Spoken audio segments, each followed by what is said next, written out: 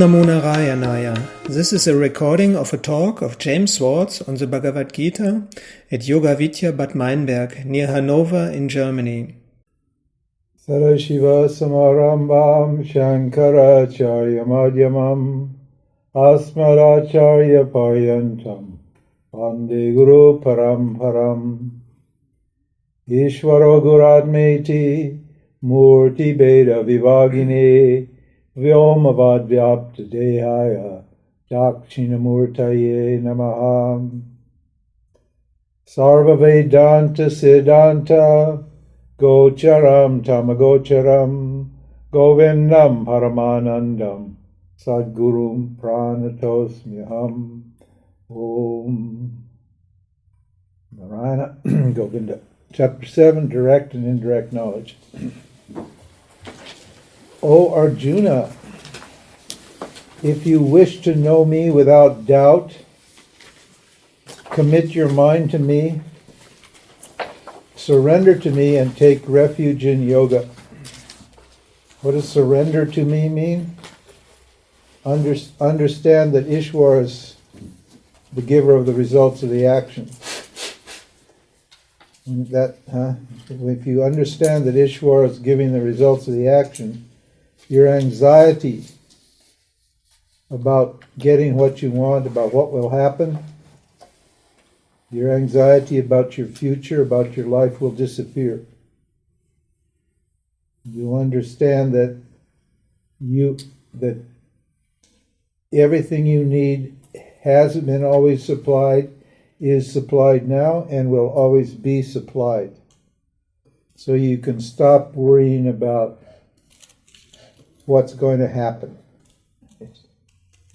As long as you're worried about what's going to happen, your mind is not going to be available for discrimination. Just a simple equation. Your mind only can think of one thing at a time, and if it's worried about what's happening, or what has happened, or what's about to happen, it's not going to be contemplating and discriminating. So the surrender to Ishwara is just simply in terms of understanding that that the results of your action belong in the Dharma field, to the Dharma field, and they're not up to you. So that's what he means by surrender. And therefore what? Take refuge in yoga. Yoga means what? You take everything as prasad from Ishwara. And that attitude neutralizes your likes and your dislikes, and your mind becomes prepared for understanding and practice of knowledge. He said, I will teach you direct, indirect knowledge, and immediate knowledge, knowing which there is nothing more to know. We just discussed that. Immediate knowledge is what? Knowledge of what's immediate. What is it that's immediate? Me. Awareness. That's the most immediate thing. That knowledge doesn't require media. A media is something that goes between one thing and another. Like how do you watch a movie on your computer with a CD media? The media is what? The movie is there, and the media delivers the movie to you.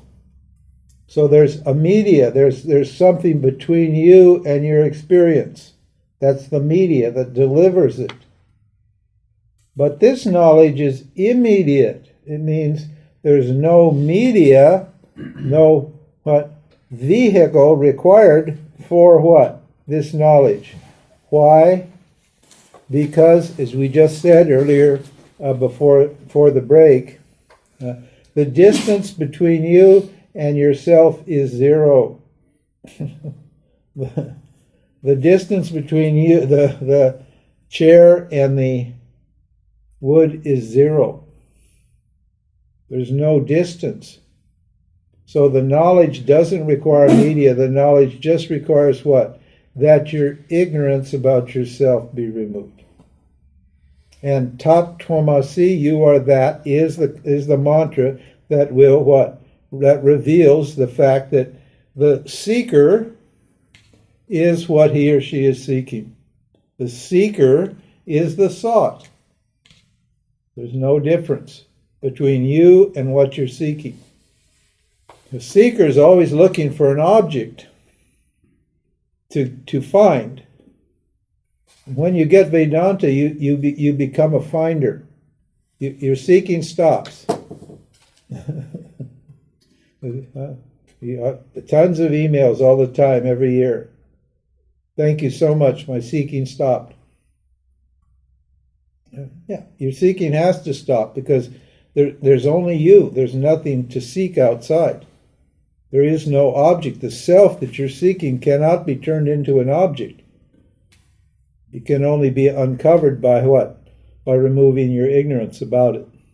And the teaching is just a means for what? Removing the ignorance. So that's what it means by immediate knowledge. And if you know that, what? There's nothing more to know.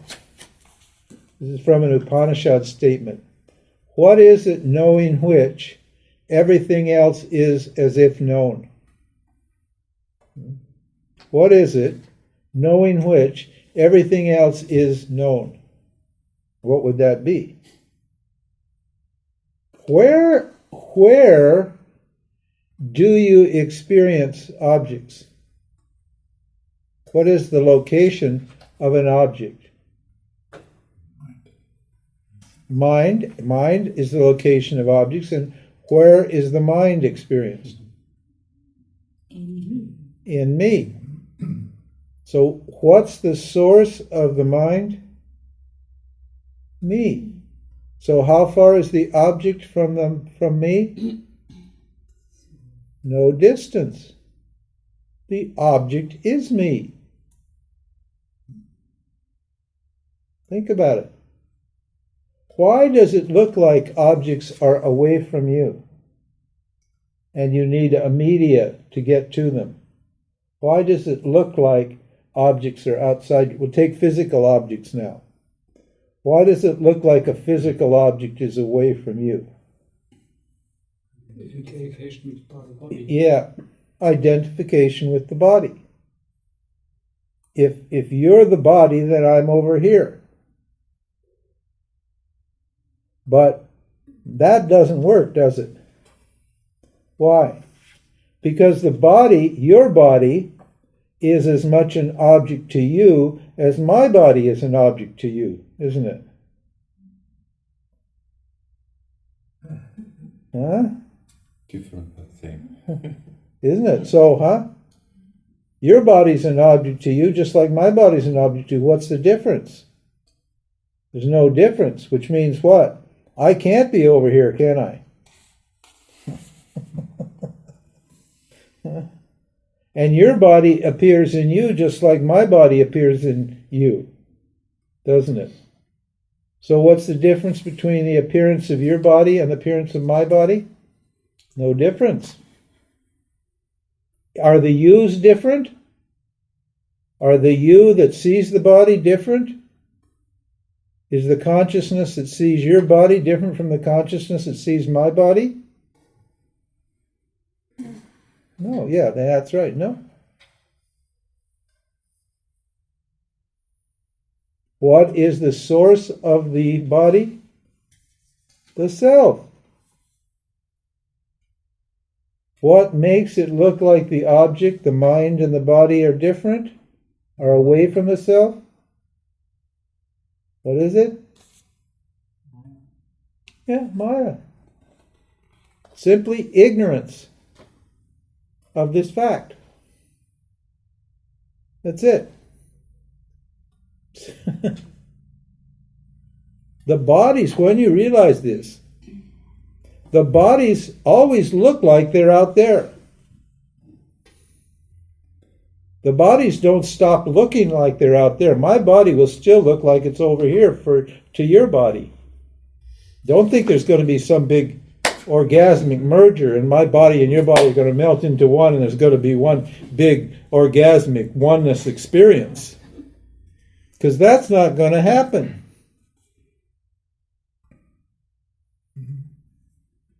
The merger just takes place in your understanding. That's all.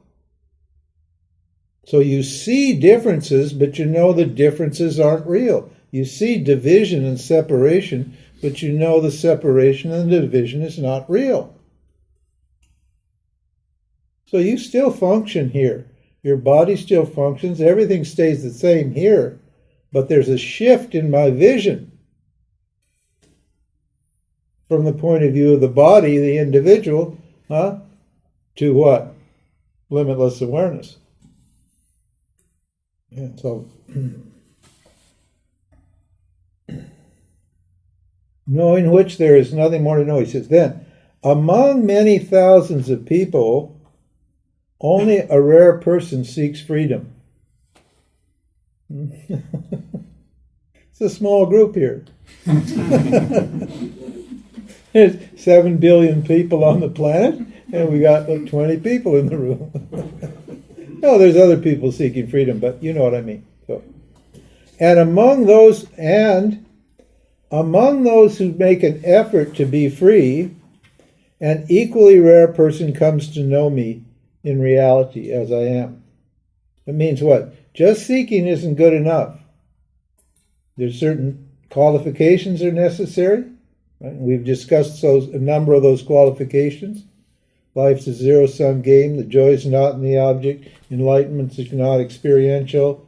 Viveka, discrimination, dispassion, clarity of mind, control of the senses, right, etc., etc., etc., swadharma, so forth.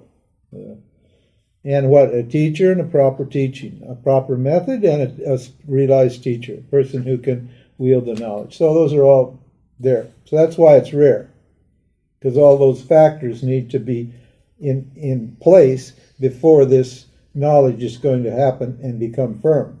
So anyway, but he said, no, so now what are we going to do now? I said, now that we're clear that we're ready to do the work, we're not accept this, there's nothing to do, I'm not a doer idea. That's a specious notion. That is the truth, but it's only the truth from this point of view. It's not the truth from this point of view. And those teachers deliver the truth from this point of view to the person at this point of view, and the person doesn't get it. Or the person thinks he's got it intellectually. Oh, I get it. There's nothing I have to do, meaning the jiva. And so he just sits still and doesn't do anything. It says, I'm waiting for grace.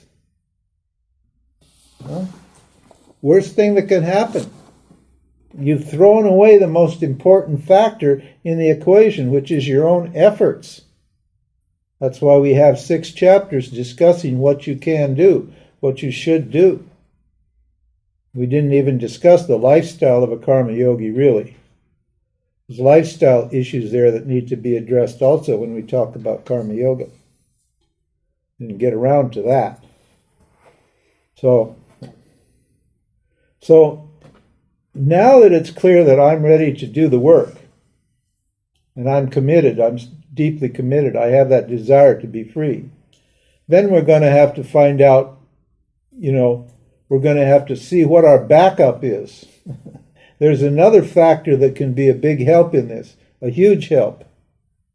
And what is that? Ishvara. Ishvara means your environment, the field of your experience. That's what Ishvara is. That's God. Because God is God. Your field, your life is your God. Is God to you. Why? Because everything that you get comes from your life, doesn't it?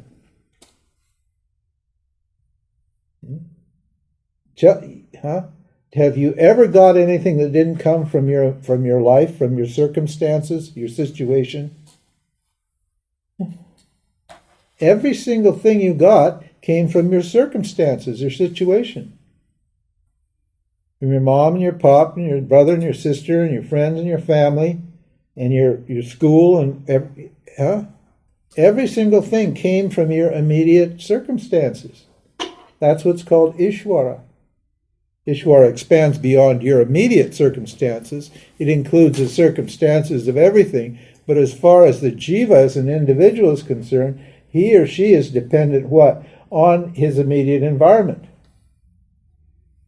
And when you're completely egocentric, when you're completely vain and self-centered, you don't take your environment into account. You think you're what's important. You don't think your environment is more important than you. Even though you depend completely on your environment for everything, you think what? You're more important than the environment, and it's the environment's job to look after you. You don't think I have a duty to my environment, do you? Even though your environment's looking after you 24/7. Your education, your body, your health, all that stuff's part of your life. You're depending completely on your environment. And so if you're depending upon this factor, you should know what it is and see how it's taking care of you. Then you got a big help here. Then you got what? If you acknowledge your environment, if you acknowledge Ishvara, suddenly you got a big friend on your side. You not only got yourself, what? You got the power that runs the whole universe on your side. In your corner, fighting this battle of life, So the second stage is I learn to depend upon what? Shift my attention from what? The objects in my environment to Ishvara, the one that controls and regulates and governs my environment. I learn to depend upon myself, because Ishvara is myself, and not on the objects. Now, this is hard to do. Why? Because for my whole life, I've been depending on objects, circumstances, people, places, right? All these environmental factors I've completely depended upon for my happiness. And that hasn't worked. So now I have to shift my dependency to what? To myself. So I need to know what myself is. And see myself operating here in these forms, as these forms. So in this stage, what we're worshiping Ishvara in form. If reality is non-dual, then you're Ishvara, I'm Ishvara, the lights are Ishvara, Your brain is Ishvara, your thoughts are Ishvara, your feelings are Ishvara, everything is Ishvara, isn't it, if reality is non-dual? It's called, So I need to understand what God or Ishvara is. And I need to relate to Ishvara in a way that is what? Harmonious and helpful, not have a fight or a quarrel with Ishvara. Because if you rub against Ishvara, Ishvara is going to rub back, and that's not going to be one of those little fights you're going to win.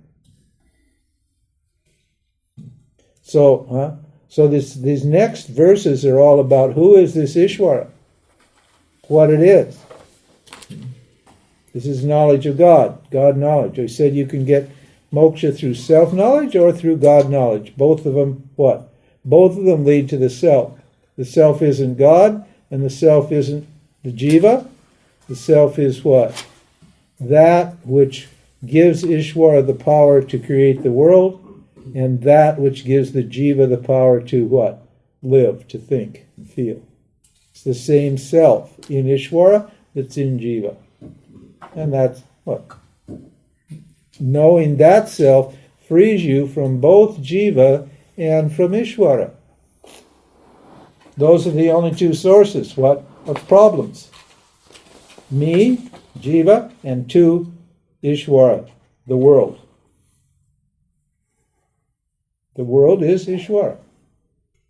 Ishvara Maya has created this world of objects and this environment in which I find myself, air, fire, water, earth, and space. Mind, intellect, he's going to explain now what Ishvara is, okay? Here's the chart. I didn't invent the chart, okay? The chart comes right from here, from this verse. Verse 4. We just made it into a graphical story, graphical representation. Earth, water, fire, air, space. What is it? Air, fire, water, earth, and space. That's 5. Mind, intellect, and the sense of doership. This is called the ego, or the doer. The idea of doership constitute the 8 principles of my lower nature. Okay. Other than this is my essential nature.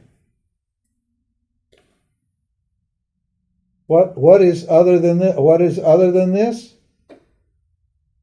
This is everything that is.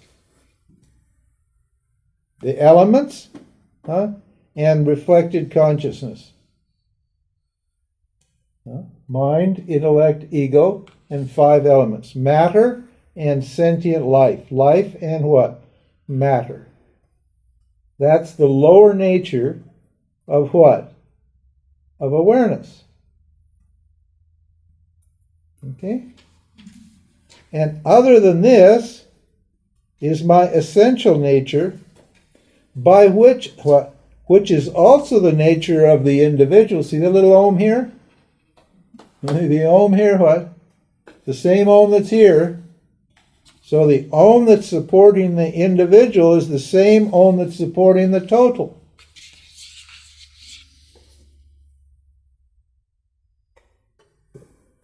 By which all beings are sentient beings. Now what's a sentient being? A sentient being is what? Matter and consciousness. Matter is not sentient. Sentient means knowing, living. Matter is not living, and matter doesn't know anything. And consciousness isn't living, and consciousness isn't knowing anything other than itself. It's self-knowing. So it doesn't know any objects. So you can't call it knowing as we understand the word knowing. So you don't, consciousness isn't alive and it doesn't know. Consciousness is present and it's conscious. And matter is present, but it's not conscious, so it can't know either, is it? So both spirit, consciousness, and matter, neither one of them are sentient. Then how do we get life? How do we get jivas, conscious beings, bugs, butterflies, trees, plants, animals, and humans, gods, demons, all these conscious beings? How do we get them? We put the two together. Consciousness enlightens, joins with, merges with, or shines on, or reflects on matter, and what? And that creates what? A sentient being. A sentient being is a combination, a mixture of matter and consciousness. Isn't that true about you? Isn't there a material portion and what? A conscious portion. That's all people are. That's it. Nothing more than that. Well, that's pretty simple, except for one thing. What's the problem with that? Which one am I?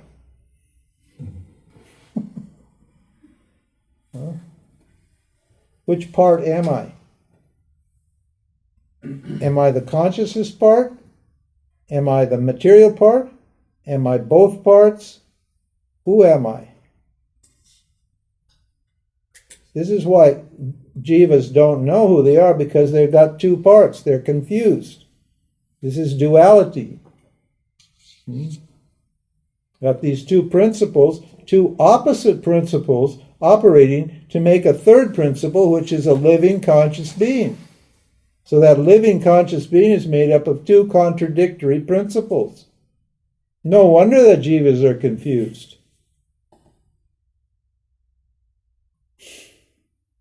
Sometimes they think they're their bodies, and sometimes they think they're their spirit.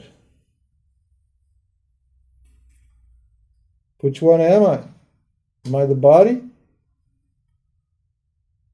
And what is the material portion now? Okay, think about this. Think about this carefully. It's not too hard to see that air, fire, water, earth, and space are material, and they're not me, is it? That's not so hard, is it? Yeah, it's pretty clear you're not your body. Your body is that. Although it's very easy to identify with your body. Why? Because consciousness pervades every atom of matter. Just like what? The wood pervades every atom of the chair. So, where's the separation between consciousness and matter?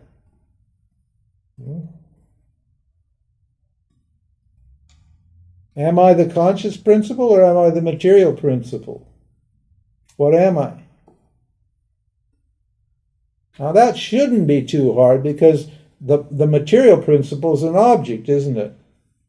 So you can at least see that your body and the chair are not yourself. That you can, because you say, if you say I when you're referring to the body, then you are confused. But if you say my body, then what? Then your consciousness, you're not confused, because consciousness, right, sees the body and it says the body belongs to me, which is true.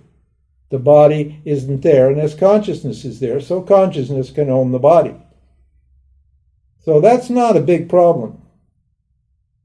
It is a big problem, but it's not that big a problem. But what are the other material portions of myself? What does he say here? Mind. Woo! Now that one looks pretty conscious, doesn't it? Mm-hmm. Huh? Don't your feelings don't your feelings seem to feel? Huh? Yeah, it is. Do your feelings feel? Huh? Come on. Do your feelings feel?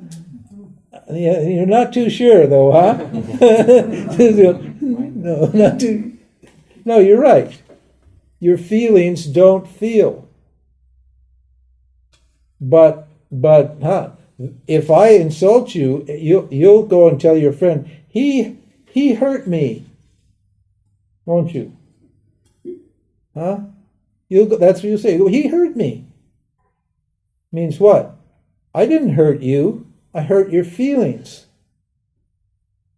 But you thought you were feeling, so you said he hurt me. See how you jumped over and identified with this? Your feelings don't feel. You feel your feelings. Feel's not quite the right word, but that's close enough. You feel your feelings. So what? Your feelings are they you? No. Sorry. Feelings not me. You can see where this is going, huh? Oh, what about your intellect? Is your intellect does your intellect know things? This is a tough one, isn't it? Because you think you say, oh, you need a good intellect to know physics. Computer science, you need a good intellect to know that. The intellect needs to know that. This is something you need to know. But can the intellect know anything? Is it conscious? Yeah, the answer is no. It's not conscious. Well, it's part of my lower nature. It's an instrument, a material instrument. And what? Who uses that instrument to know thoughts? What's the answer? Me, consciousness. Consciousness needs this instrument, this material instrument, to know thoughts. So when you say, I think, is that true? It's true if you're the intellect, because the intellect thinks, but is it true? No, it's not true, is it? Because the I, consciousness, doesn't have an intellect, does it? The consciousness, it has no parts. It has no moving parts. It's partless. It's actionless. It doesn't think. It's non-dual. There's nothing other than consciousness here. So you can't have consciousness and an intellect. There's no instruments here. So how's it going to walk, talk, eat, sleep, feel, think, do all this stuff? It's not sentient. It doesn't have instruments. So I'm not thinking, am I? The intellect is thinking.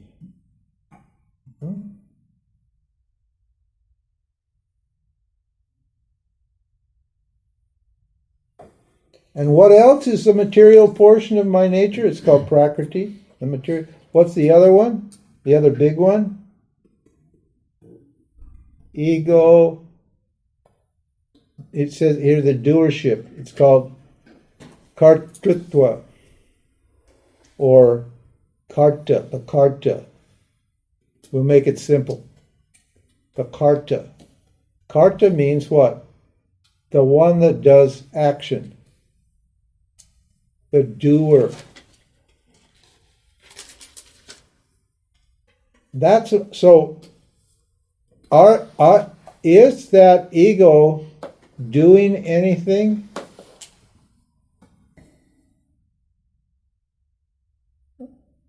Come on. Yeah, no, you're scared to say it. Huh? Because you say I'm doing all the time, don't you? You don't want to admit you're ignorant. That's why you're holding back. Huh? You say I'm doing, but how can the I do? It has no feet. It has no hands. How's it going to do anything? It's non-dual consciousness. There's the only other option. The one option is what? It matter's doing it, which we know it can't do because it's inert. The other one is that consciousness can't do it either because it's what? Non-dual awareness. So there's no possibility for it doing. So if we say the I, there's only one I, and that's consciousness, then who's doing this? Who's the doer? Is that I?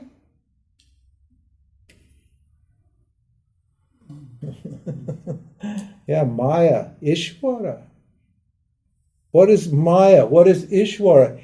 Ishvara makes it look like consciousness is what? Thinking, feeling, doing, walking, talking, eating, sleeping, etc., etc., etc.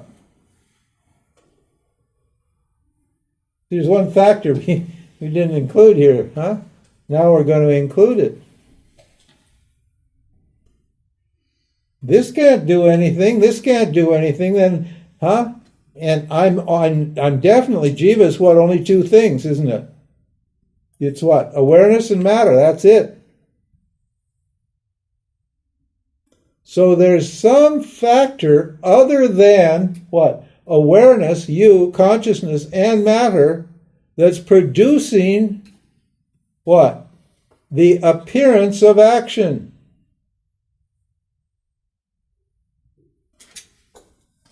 Sat asat vilakshanam. It's other than what? It's other than the real and other than the unreal. It's something altogether different. Sat asat vilakshanam. Vilakshanam means other than what is real, sat, or asat. This is asat, or mithya, and this is sat. This is what's reality. So there's some other factor called what? Called Maya, that's producing the appearance of action, where actually no action is taking place. We just had that verse earlier. The man who sees action in actionlessness and actionless in action is indeed wise. In other words, he or she, that person, whoever it is, knows very well that I'm not doing anything. This eye's not doing anything, and this eye's not doing anything either. So that means what? Action is not real. But that might have to contemplate on this a bit. Because, you see, we're just giving you the teaching here so you can what? Discriminate. Because every time you say I'm doing something, what? Every time you think I'm doing something, what are you doing? You're reinforcing your ignorance of yourself, aren't you? Huh? You're building an ignorance vasana.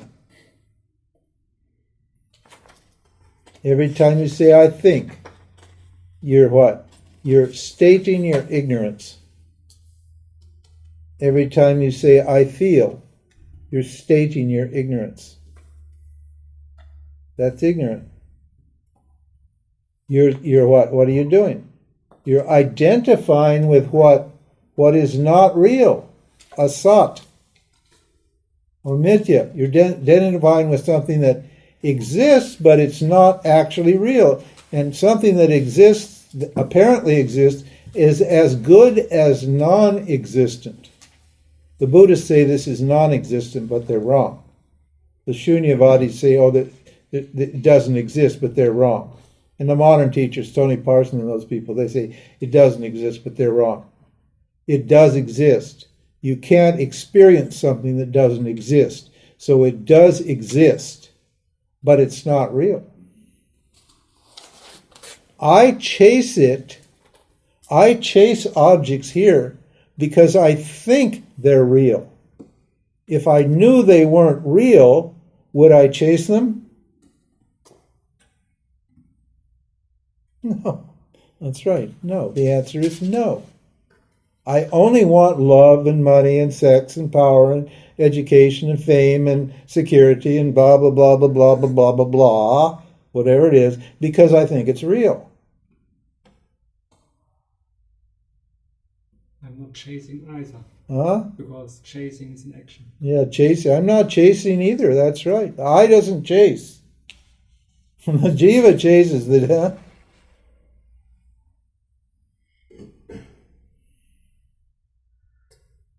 Speaking to jiva here. I'm objectifying jiva. I'm not trying to insult anybody, okay? I'm just speaking from jiva's point of view and from self's point of view. We're trying to what? Develop a discrimination between what? Who you are and who you aren't. This is called the anatma. And this is your lower nature. Your lower nature is what? Made up of matter, and it's not you. Well, it's you, but you're not it. Let's put it that way. That's a better way to put it. That's more correct.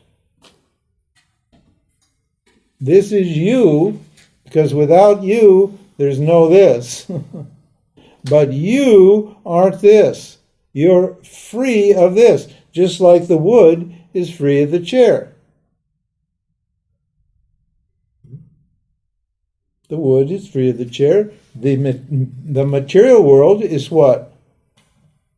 is not free of consciousness, because how would you know of the material world if there weren't consciousness? You wouldn't.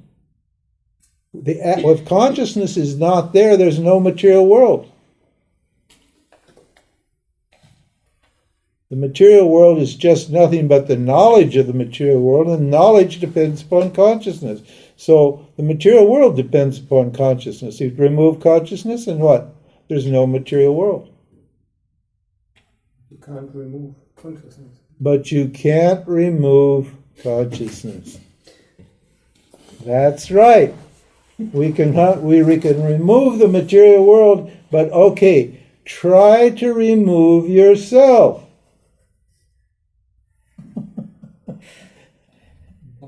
Impossible. There's nobody else that's there that could remove it.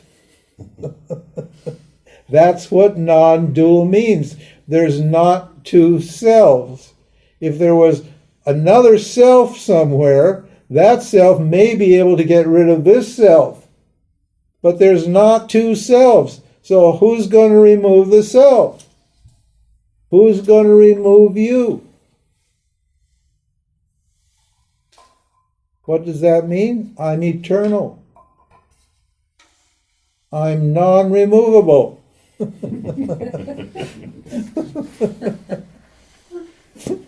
You'll be happy to get rid of me at the end of the week, I'll tell you.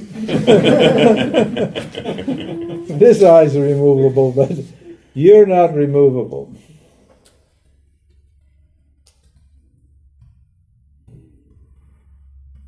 Look at these teachings, huh? Good, huh? See the logic? Would you have worked that out on your own? Don't lie. You would not have worked that out on your own. Ishvara revealed that. This is the unexamined logic of your experience. You know it's true. That's why the room is dead silent and nobody's saying anything. Nobody's objecting or arguing with this. Because you know it's true. The logic has just revealed something that you know to be true. So you can't, what can you say? You just sit here, just silent. Huh? But you would have never thought of it, would you? This is an inquiry or analysis. What are we doing? We're just analyzing experience. That's all we're doing. You know you've got a material portion, you know you have a conscious portion. When we study the matter side, we have one conclusion. We study the consciousness side, there's another conclusion. Then all we need to do is see whether they fit together and how they fit together and what the relationship between consciousness and matter is. And who am I? Well, I can't be the what? The material portion, can I? All jivas are a combination of what? Matter and consciousness. And that's why there's a confusion, and that's why we need discrimination. That confusion's called avidya. Avidya means ignorance of what? The relationship between these two factors. What is the relationship? Which one is free and which one isn't? Because I want freedom, right? I'm after freedom. We said here, we're seeking because we're seeking freedom. So which part of us is free? Well, obviously there's only one part that's free. The other part's me, but it's not free. So if I live on this side of the line and identify with this, then whatever happens here doesn't bother me, does it? But if I live on this side of the line, everything bothers me. My feelings bother me, my thoughts bother me, my body bothers me, other people bother me, the air bothers me, the water bothers me, the elements bother me, the heat in the room, the sun, the moon, everything bothers me if I'm over here. Because that's what it is. It's all great big jumble of elements, all what? Bothering and changing everything else. All beings and what? All beings and the insentient elements come from the union of these two natures.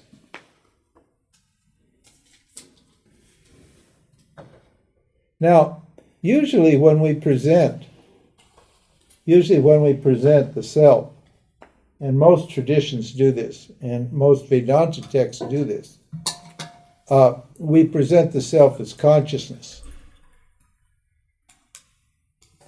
Right. Why is that? Why do we not present the self as matter? Well, because matter is made out of the tamasic guna, and matter absorbs consciousness. It doesn't reflect consciousness. But jiva, but human beings, they have subtle bodies, and they reflect consciousness, and therefore you can see consciousness reflected in human beings. They're reflectors, because their minds, their subtle bodies, are made out of sattva guna, and sattva guna is a reflector for awareness. So we always generally present consciousness first as what? As consciousness, as awareness or consciousness. Because it's easy to see that you're conscious. Remember the first day I asked you, does anybody think they're not conscious? I was getting you, and nobody raised their hand. So I know what? Then that everybody knows that they're conscious. And then I asked you, well, I said, do you know you exist? And you said, nobody, and I said, does anybody think they don't exist? And nobody raised their hand. So then I understood what? That you know you're existent and you know you're conscious. So we've got 2/3 of the problem right there solved immediately. We know you're 2/3 enlightened at least. Huh? And then I said, the only question is your consciousness limited or limitless?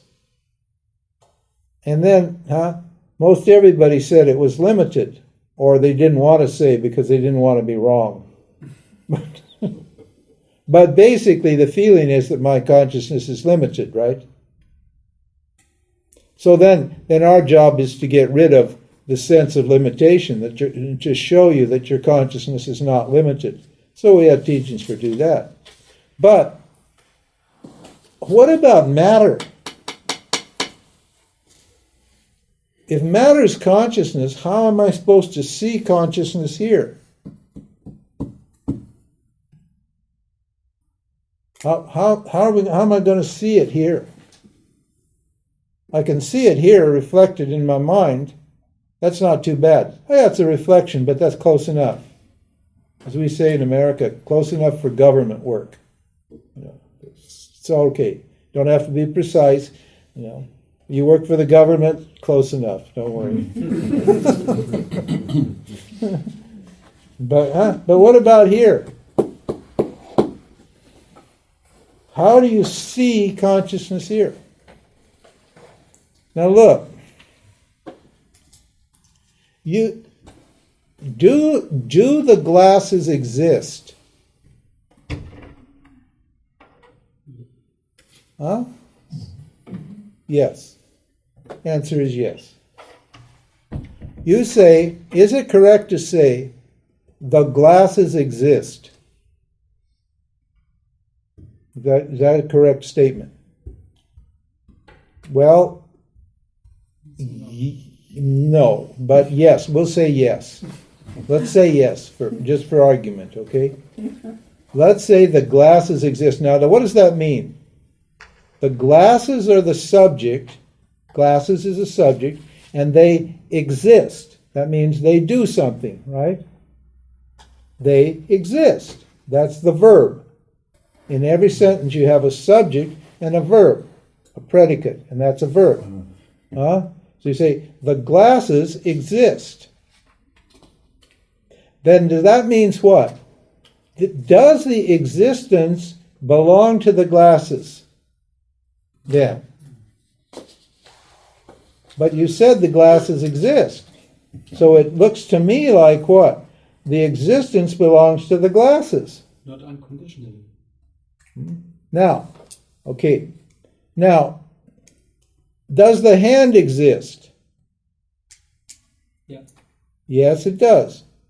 Does the existence belong to the hand? Huh? It doesn't, does it? Now we bring another, or the table. Does the existence belong to the table? No, it's being existed. Huh? That's correct. Who said that? Yeah. It's being existed. In other words, existence, glasses. Existence, tables. Existence, lamps. Existence, bodies. The existence of this glasses doesn't bump away the existence of the hand, does it? It can't displace the existence of the hand. If I take the existence of the glasses, I can't remove the existence over here because they're what's the same existence. The same existence here, what has created the glasses, as the same existence here has created the hand. It's exactly the same existence. Understand? So all objects belong to existence, don't they?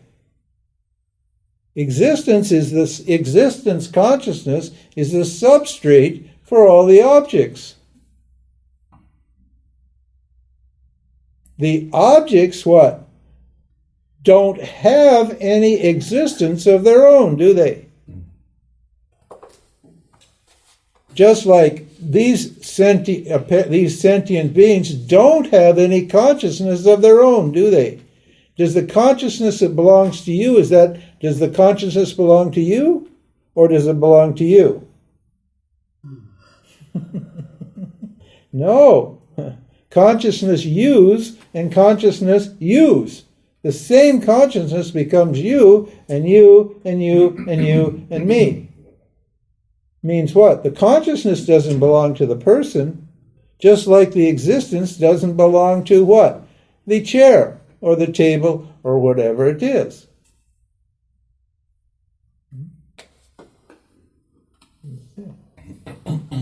Now, what's the difference between your consciousness and your existence?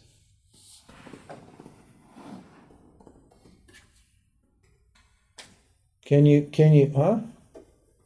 find a gap between your consciousness and your existence? Can you exist without being conscious? Can you be conscious unless you exist?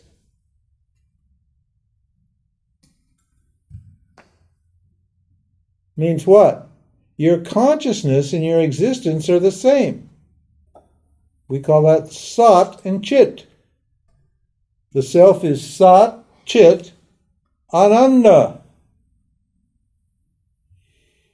So there's no difference between your consciousness and your chit, your sat, your existence. There's no difference between your what? Your awareness and your body. But they look like they're different, don't they? What's making them look like they're different? Maya, ignorance. Ignorance of your nature is sat chit. Now, is this sat chit, is the existence limited by the object? No. Is the consciousness limited by the thoughts that appear in it? No. That means what? The consciousness or the existence is anantam, means limitless. The body has a form, the glasses have a form, but consciousness, and existence are formless.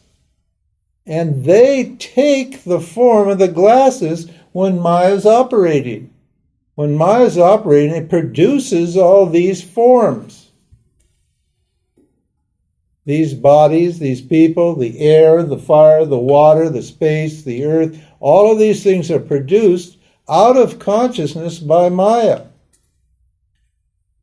So if I want to see consciousness and develop a relationship with consciousness, what do I have to do?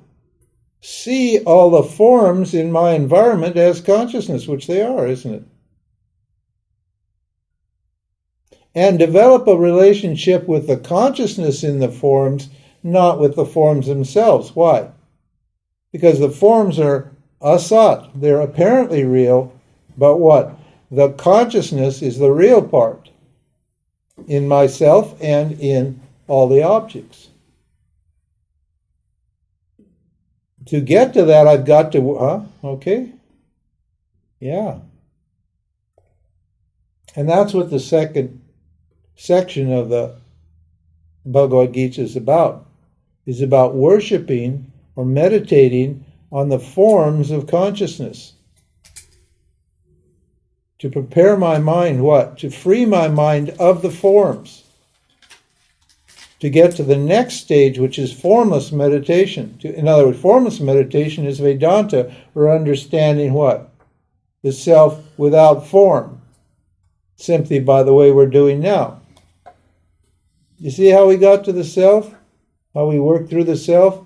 Starting with the material world? How we got back to the self?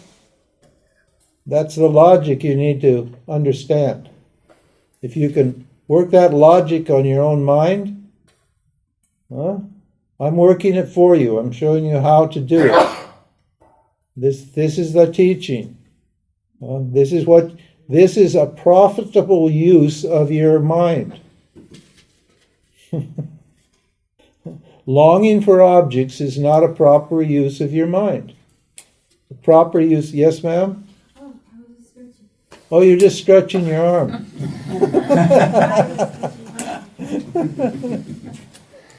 A proper use of your mind is what?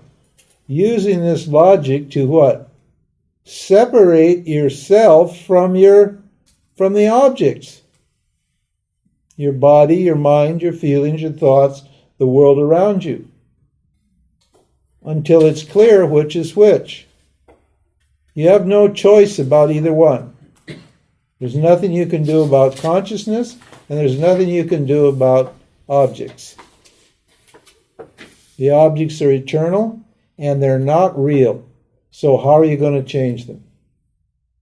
And if they are and what is real, you can't change that either, can you? You can't change something that's unreal, and you can't change something that is real. And those are the only two categories in existence. What's real and what isn't. And what? And what's apparently real. So if we understand this third category, then what? We won't try to change these two. We'll know that this third category, Maya, what? Is creating the problem.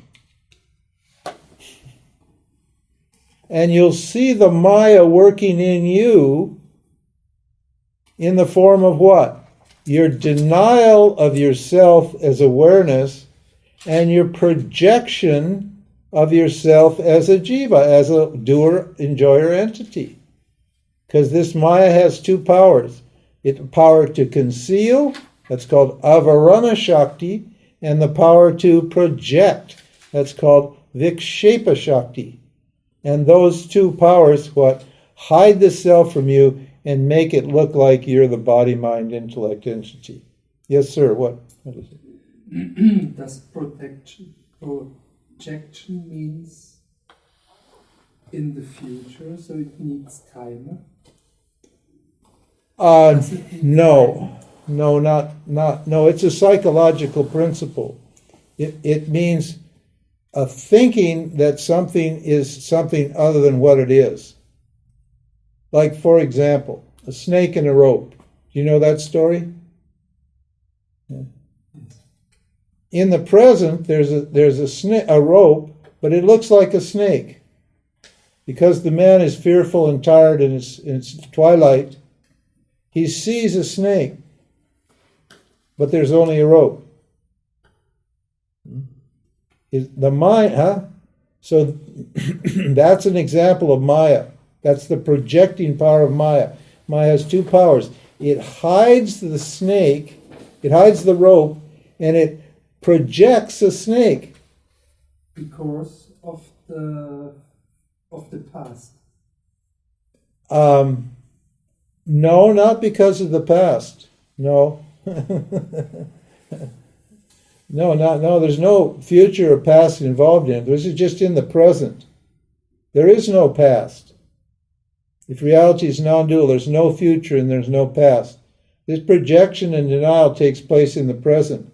It's just a power that's operating now that's hiding yourself from yourself and making you think you're this body and mind. It's an idea that I'm the body and mind. It's a projection. Now, how does the man get rid of the snake?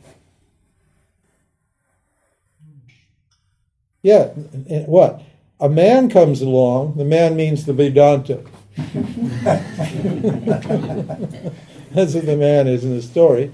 And what does the man do? He points out the snake.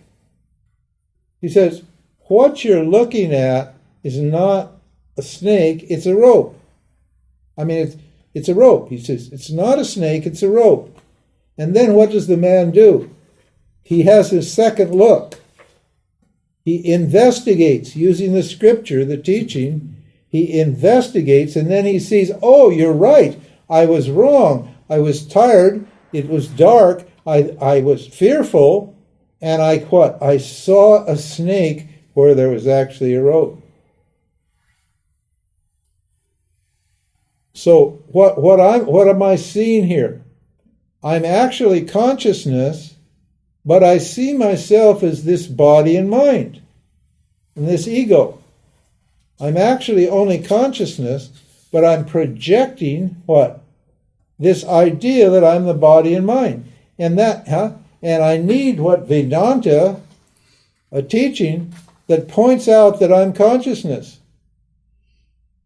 And how did we do that? Well, we separated what? The material side from we separated the snake and the rope. This is the snake and this is the rope. How did we do it? We separated the two. We thought through, using our knowledge of consciousness, which we get from the scripture, and using our knowledge of matter, which we get from the scripture, which is just common sense, because you know very well you're conscious and you're material. You know you have both of those portions. That's not a mystery. What we do. Then understanding these two principles, we analyze the relationship between the two, and we discover that this is not real, that this is a snake, and that this is the rope. One of them, satya, it's independently existing. Satya means you can't remove yourself. Right? So what Vedamurti says, you can't negate consciousness. You can negate the snake. You can get rid of the snake because it's only an appearance. And you get rid of it because why? It's produced by ignorance, and you've got knowledge. So knowledge removes ignorance. So what we have to do is we have to point out that it's ignorant to think that you're this body and mind. That you're this body and this mind and all that sort of thing. And you can see why Vedanta is not easy and why it's hard work, because I've been thinking I'm this body and mind all along. I've been told I'm this body and mind. Mom and Pop and the government and everybody else. And then on top of it, Maya makes me think that way anyway. And Maya has made my mother and my father and the teachers, everybody's under the spell of Maya. Krishna said there, he just said in chapter 4, by my Maya I delude all these beings. He says, by my Maya I hide the self from all these beings. He's speaking as what? As avatar, as consciousness. So it means everybody's deluded here. Everybody thinks they're this body and mind. And the consciousness that they are, that you're experiencing all the time, 24/7, you're always experiencing consciousness, because it's yourself. Tell me when you're not experiencing yourself. When you're awake, you're experiencing yourself. When you're dreaming, you're experiencing yourself. And when you're in deep sleep, you're experiencing yourself. Those are the only three states you've got. Jiva's awake and dream and deep sleep. That's it. And on all of those states, you're experiencing yourself. So then what? I've got an ignorance problem. I don't have an experience problem at all. I'm always experiencing myself. I always am myself. I'm just confusing myself with my equipment. Swami used to call it just the equipment. This is just equipment. Bhagavan gave you, right? When you joined the human race, he gave you a body and mind and stuff. He said, here, this is your equipment. You can use that. Play with it. But I think it's me. Understand? These are just instruments. The body, mind, intellect, and ego are just instruments through which I use what? To what? Enjoy myself here. They're not me. When the instruments wear out, if I need another instrument, Ishvara will give me another instrument. If I know who I am, I don't need another instrument, and I won't get another instrument because I don't need another instrument. I'll just do fine. Just like I'm doing fine now, I'll do fine without this body and mind. Because I'm eternal, always existent, ever existent, limitless, original consciousness. And all moksha is what? Is the knowledge that gives you the power to say that with confidence. That's what moksha is. You have to assert it. But you can't assert it until you understand it.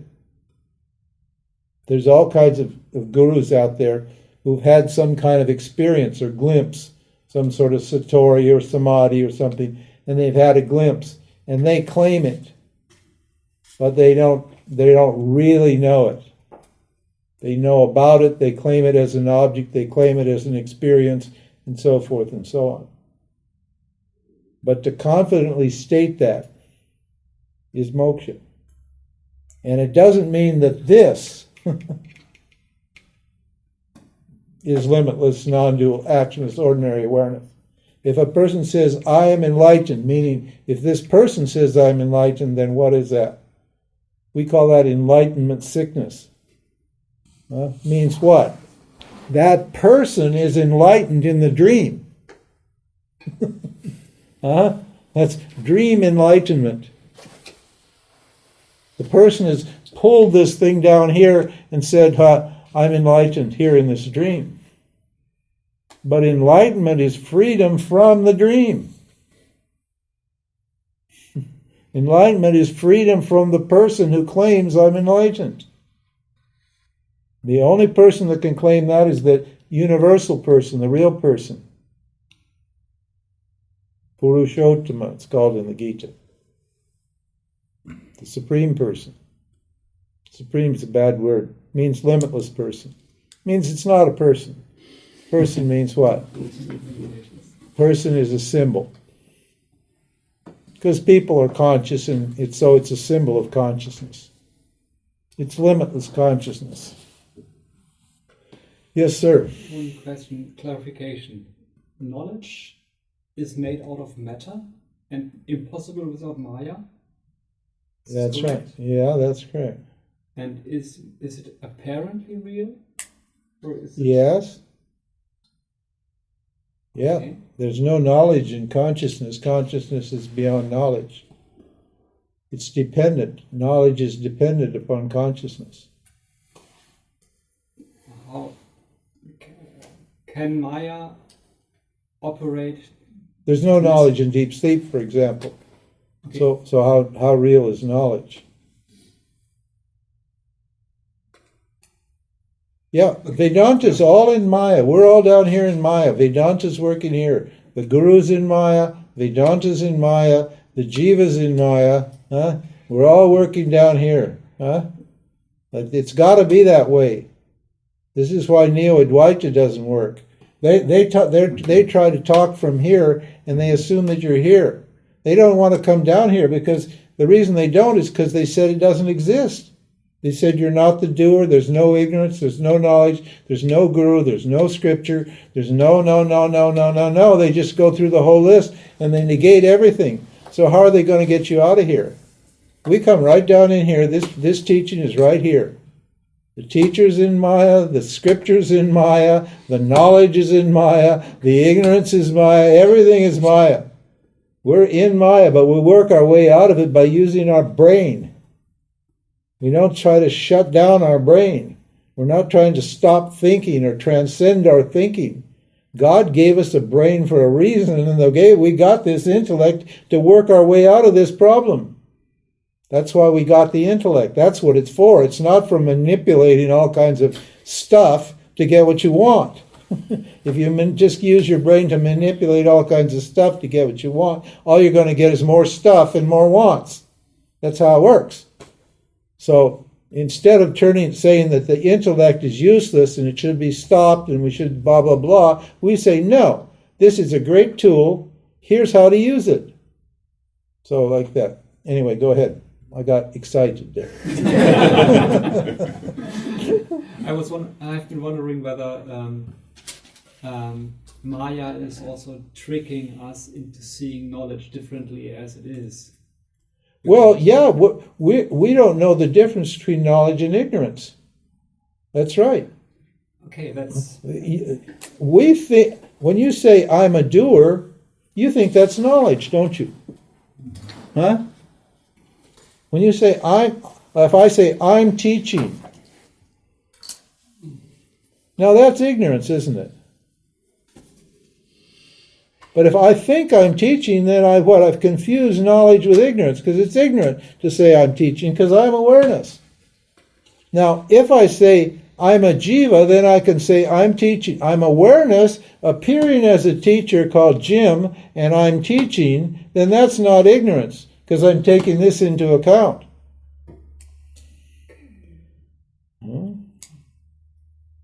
See? Most people think ignorance is knowledge. That's what the confusion is. That's what they mistake ignorance.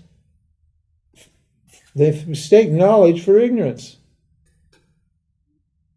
It's just weird. But knowledge is existing, but ignorance is only apparently existing. No, knowledge apparently exists too. You need an apparent knowledge to get rid of an apparent ignorance. You can't use a real knowledge to get rid of apparent ignorance and an apparent knowledge to get rid of a real ignorance. You need an apparent knowledge to get rid of apparent ignorance, because they're both in the apparent reality. Okay. Huh? It's the quality of Maya. Yeah. Ignorance and knowledge belong to Maya. Ignorance and knowledge are in Maya. But there's a particular knowledge in Maya, that's called scripture, Vedanta, which is not based upon human beings' thinking, which in other words, it's not a religion or a philosophy. It's a revealed means of knowledge that presents the knowledge that gets you out of Maya. Yes, sir. Last, you said awareness can know itself even in the absence of Maya. It can, it does. It knows itself in the presence of Maya, and it knows itself in the absence of Maya. So how does Maya, I understand, right? Huh? And how does Maya make it forget? No, so how, if the basis of knowledge is in matter, so how can awareness know itself? Well, the basis of self-knowledge is not matter. The basis of self-knowledge is awareness, and awareness is real.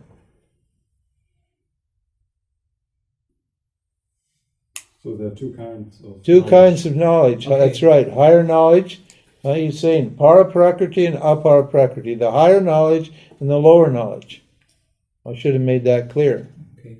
The higher knowledge is knowledge that's centered on this, and the lower knowledge is knowledge that's centered on this. This is called prakriti, and this is called para-prakriti. This is called apara-prakriti, and this is called para-prakriti. Right? So this is limitless awareness, and this is what? Limited awareness. So the knowledge here is relative and limited, and the knowledge here is absolute and unlimited. Because the knowledge, what? Is true to the object. Okay? So there's two kinds of knowledge. Self-knowledge and what? And object knowledge. And since we want the self, we want self-knowledge. But self-knowledge includes object knowledge. And unless you can't deny the objects. This is why we laugh at the modern guys. They don't want to talk about the objects. They want to deny the objects. You can see ignorance. You can see avarana, what we call avarana, or concealing. That's one of the powers of Maya. It's concealing from them the understanding that they need to talk about matter. They need to take it seriously. They cannot just deny it. All they can say is you have to transcend it. That's all they can say. Or you have to stop thinking about it. Neither of which works. This is why these teachings are so frustrating. You cannot transcend it, and you can't stop thinking about it. Neither one you can do. Matter exists and self exists. One's real and one's apparently real. And I need to know the difference. And to know the difference, I need to be thinking clearly. We call this discrimination. I just need to know what is real and what is apparently real. I need to understand what this is, and I need to understand what this is. And then I have complete knowledge. Just knowledge of this isn't enough. Knowledge of this isn't enough. Knowledge of the two together is knowledge of everything it is. What is it, the verse said, what is it knowing which everything else is known? Knowing knowing this, everything else is known, because everything here, what, comes from this. The effect, this is teachings called Karya Karana Vada. Karana Karya Vada. It means what? The effect is non-different from the cause. The effect is just the cause. The effect is just the cause in a particular form.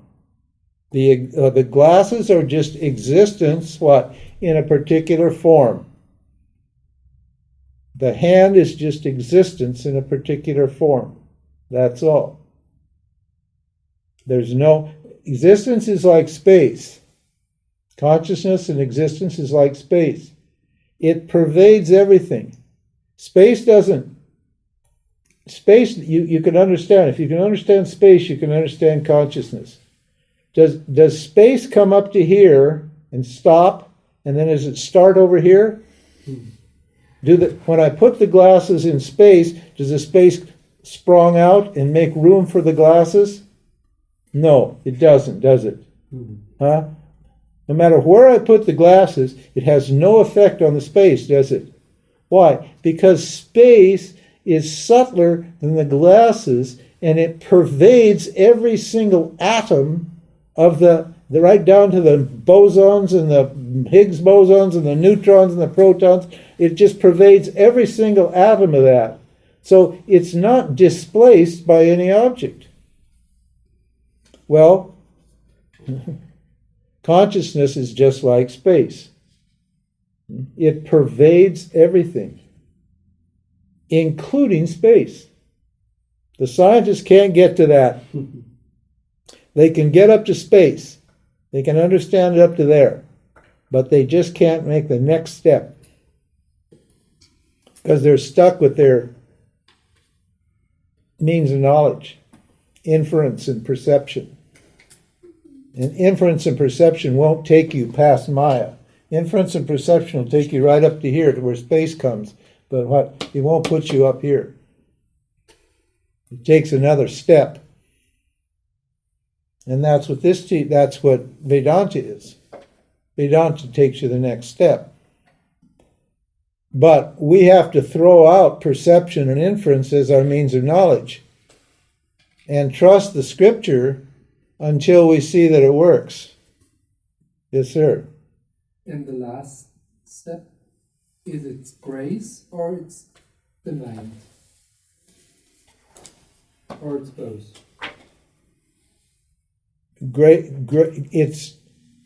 It's grace in the sense that you have the intelligence to understand the teaching, that you have a proper teacher and a proper scripture. That's the grace. But you need the mind. You need your effort. You need to discriminate. So grace appears in the form of this teaching. It's not going to happen just without any by itself. No knowledge happens on its own. Okay?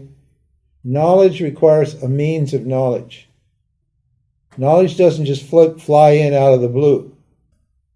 It requires a means of knowledge. The means of knowledge for objects are what? Intellect, mind, right, and senses. These are the means that we're given here for objects. We know intellectual objects with this. We know emotional objects with this. We know physical objects with the senses. But the self is beyond perception and inference, so they can't be known by these means. Because the self is beyond them, so you can't smell or taste, see or taste or touch or feel or think the self. So that's not going to work. So you need another means of knowledge for self-knowledge. It's not just going to happen. That's why you need a teaching and a teacher. Because that's what it takes you the next step. And grace is not something that happens. Grace is earned. It isn't like God is sitting up there in the sky and saying, "Gee, she's really cute. I like her butt, and she wants self-knowledge, so I'm going to give her self-knowledge. But that girl next to her, she's got a big nose and a little too fat. She's not my type. I'm going to keep her from getting self-knowledge. I won't give her grace today." It's not like that. Grace comes because you earn it. And how do you earn it? By following Dharma and doing the right thing. When you follow Dharma and do the right thing, you develop yourself and become a mature person, then what? Then the scripture and the teacher appears. But this is all still in the Maya. What? But also grace is inside the Maya. Yeah, sure. No, grace only applies here. Grace is just what? Yeah, that applies here. Just another part of this. Yeah, it's part of Maya. That's right. But it's earned. It doesn't happen. Belief. Huh? That's the belief. No, it's not. That's actually karma. No, Scripture is very clear on that. That's why it happens to some people and it happens to others. And when you analyze the people who've been blessed with this knowledge, you can see that they actually qualified themselves. You can see by their lives. There's a huge body of literature of enlightened people for a long, long time. And there are certain factors that are always operating in these enlightened people. And there's a whole body of literature on all the people who haven't got enlightened, and they're always lacking those qualifications. And that's why we spend so much time talking about the qualifications, because if you don't understand it, then it's because you're not qualified, and then we say, okay, now get qualified, so earn it, earn the qualifications, and then the grace will come. Then what? Then you'll understand, boom, click. And you'll think it's like magic, but it wasn't like magic. It's because you did all the work. This is why the first 6 chapters are about your self-effort. You have to do your karma yoga. You have to live a certain way. You have to be an honest, sincere person. You need to be discriminating and dispassionate, and so forth and so on. In Shankar's Viveka-Chudamani, all those qualifications are listed. And in my new book, I've expanded them a bit. and describe them. You should get the new book. It's out now. You can get it here in Europe. It's, I think, 12 euros or something. Read it, particularly the qualifications section, because that's how you earn the grace. And the problem is, you see, the modern teachers don't tell you need to be qualified. They don't tell, because if they tell you that, there won't be anybody there. Now, we tell you you're not qualified, but we've got a way to help you qualify. You're going to see in the Gita. The Gita helps you develop the qualifications. We're going to see some chapters now, before too long, that what those qualifications are and how to develop them. They're practical tools for qualifying yourself and receiving grace. But they don't want to tell you that.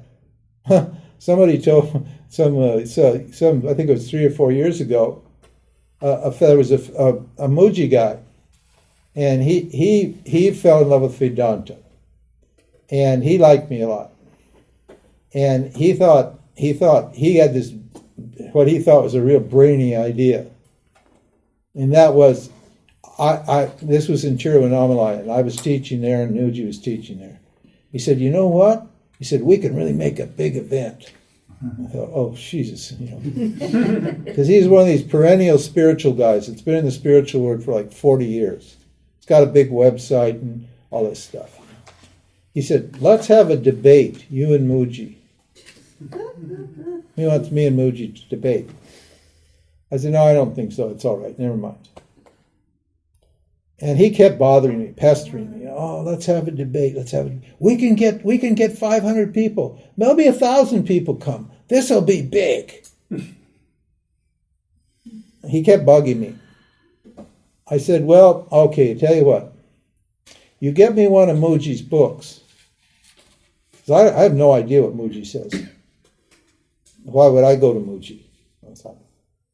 Muji likes me. Actually, he came running up to me one day in the airport, in Gatwick Airport, almost grabbed my hand. I thought he was going to tear it off. He wouldn't let go. He was really friendly and nice, and we had a nice chat and so forth. But he wanted us to debate.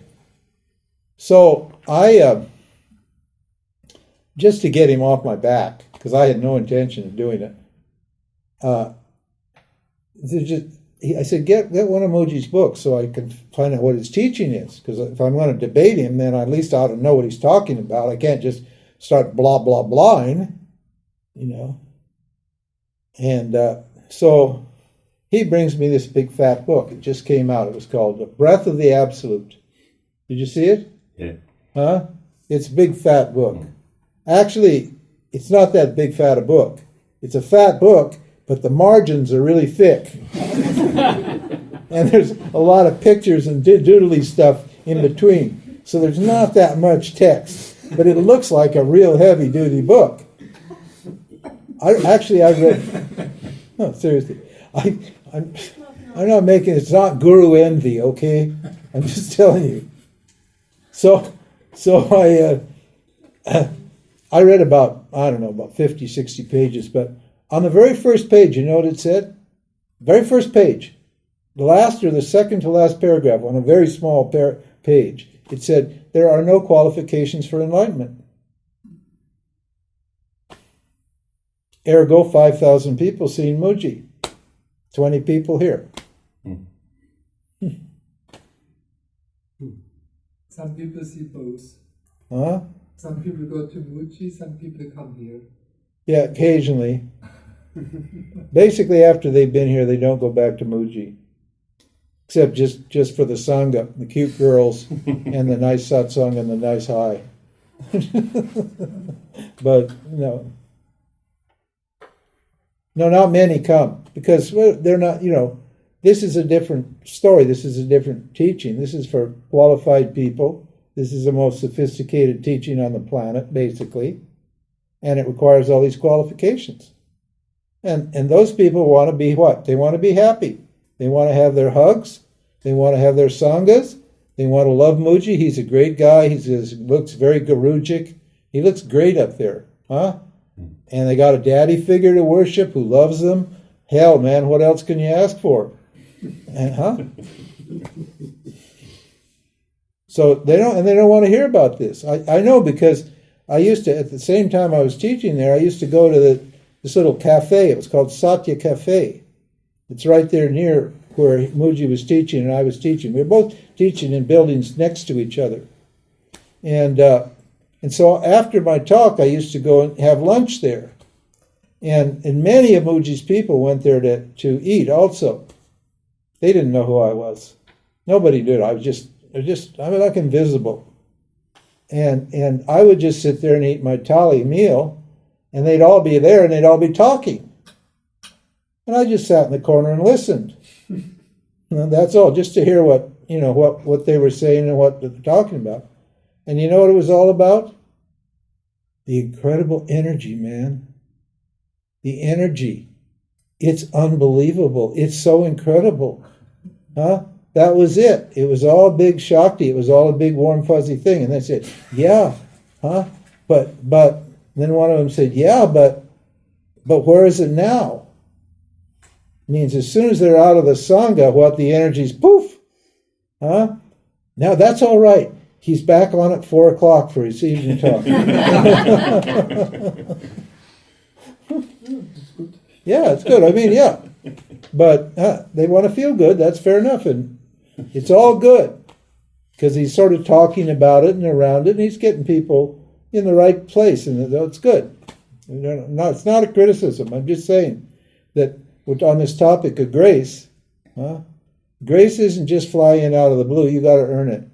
And so Swami Vedanta gives these first 6 chapters for Arjuna. Krishna's telling Arjuna, okay, now here's your work. Here's what you got to do. And Arjuna, he just had a doubt. Remember, he said, I don't know. What about this? Can I succeed? This seems like a big deal. This seems like it's very hard because my mind is very disturbed. And, okay. On 9:30 tomorrow, we will... Well, we didn't get far into chapter 7, but... no, that's a great... Just that one, 4 to 7. It's the whole essence of the teaching right here. Satya Mithya, the higher and the lower self. What is what? Separating the spiritual portion, the self portion, the consciousness portion from the material portion. In your understanding only. And the next verse, it's beautiful. We'll get on to it tomorrow. Thank you for listening to the talk of James Swartz on the Bhagavad Gita, recorded at Yoga-Vidya-Bad Meinberg near Hanover in Germany. More information on shiningworld.com and yoga-vidya.org.